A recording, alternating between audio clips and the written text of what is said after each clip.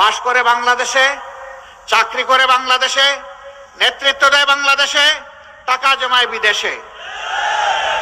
নিজের দেশে ঘর বাড়ি ভালো করে বানায়ও না, কিন্তু বিদেশে বেগম পাড়া তৈরি করে। এরকম লোক আছে না? বাংলাদেশের গত 15-15.5 বছরে 26 লক্ষ কোটি টাকা বাংলাদেশ থেকে তারা চুরি করে বিদেশে পাচার করেছে। এই সব টাকা জাল ফেলে তন্ন তন্ন করে খুঁজে বাংলাদেশে ফেরত আনতে হবে।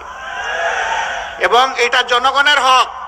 এরা জনগণের হক মেরে এই টাকা চুরি করে বিদেশে পাঠিয়েছিল।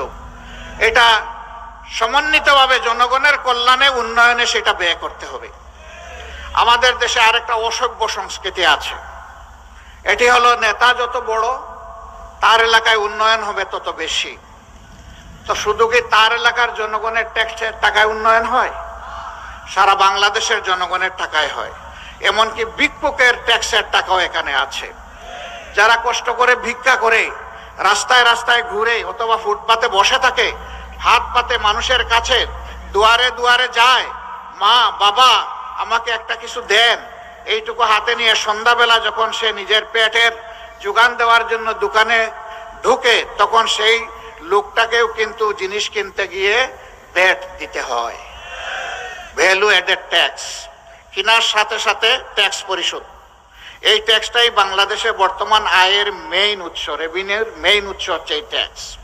এখানে কোনটা আমার ভিক্ষুক ভাই কিংবা বোনের ট্যাক্স, আর কোনটা বড় লোকের ট্যাক্স, কোনটা ব্যবসায়ীর ট্যাক্স, কোনটা একজন বড় সার্ভিস হোল্ডারের ট্যাক্স, এইটা আলাদা করে রাখা হয় না। রাষ্ট্রের ট্রেজারিতে সমস্ত টাকা একই জায়গায় থাকে। যারা আমরা শিক্ষা নিয়েছি বিভিন্ন বিদ্যাপীঠ থেকে, তাদের মনে রাখতে হবে আল্লাহর দেওয়া মেধা আর আমার বাবার টাকায় শুধু আমি মানুষ হয়ে যাইনি।